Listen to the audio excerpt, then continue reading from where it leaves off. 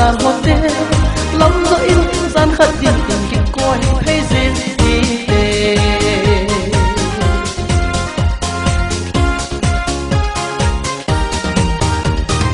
ni khat ka loi pa to garuda mo ha ka se hon le na chun lu to shopping in na hung hon in he he he ka ten ki thang at man ka dim se ha do pau pau ku ki chan nu zo na hi zo bo ve he he ha ha ha ha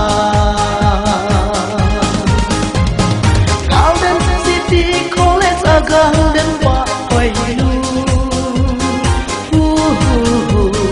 kol bo kat pa na ki khai jing sang in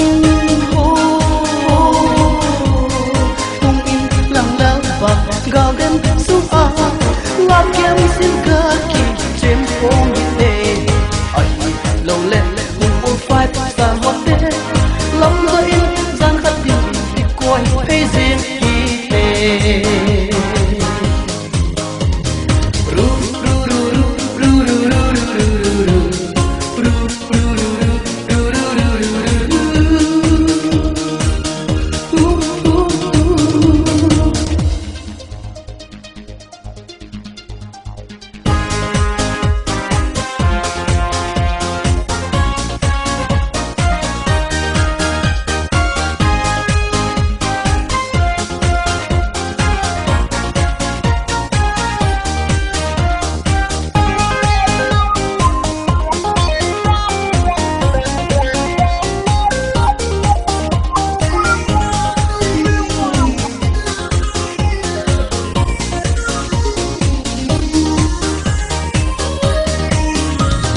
Lòng cay khát nắng cuốn bao le ham khi bằng